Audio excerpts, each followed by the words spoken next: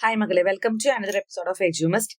ഇന്ന് നമ്മൾ കോമൺ ആയിട്ടുള്ള കുറച്ച് കാര്യങ്ങളാണ് ഡിസ്കസ് ചെയ്യാൻ പോകുന്നത്. പലപ്പോഴും കുട്ടികൾ ചോദിക്കാറുള്ള ഒരു കാര്യമാണ്, നമ്മൾ എന്തിനാണ് ഈ ഓൾജിബ്ര, അതുപോലെ ട്രിഗ്നോമെട്രി, ഈ Pythagoras theorem, right angle theorem ഇതെല്ലാം പഠിക്കുന്നത്?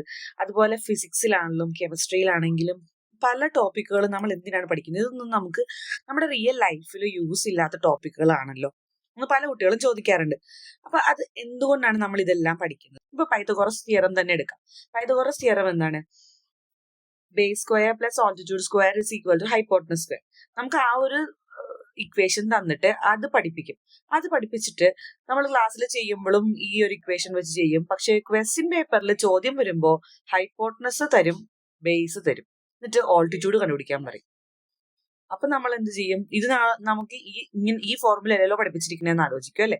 പക്ഷെ ഇതിങ്ങനെ തരുന്നത് എന്തിനാണെന്നറിയാമോ? നമ്മുടെ പ്രോബ്ലം സോൾവിങ് സ്കില്ല്, നമ്മുടെ ലോജിക്കൽ തിങ്കിങ്, നമ്മുടെ ക്രിട്ടിക്കൽ തിങ്കിങ്, ഇതെല്ലാം നമുക്ക് ഇംപ്രൂവ് ചെയ്യാൻ വേണ്ടിയിട്ടാണ് നമ്മൾ ഈ ടോപ്പിക്കുകളൊക്കെ പഠിക്കുന്നത്. നമ്മുടെ critical thinking, problem solving skill, reasoning ability, logical thinking ഇതെല്ലാം ഇംപ്രൂവ് ചെയ്യുന്നതിന് വേണ്ടിയാണ് നമ്മൾ ഈ കാര്യങ്ങളൊക്കെ പഠിക്കുന്നത്.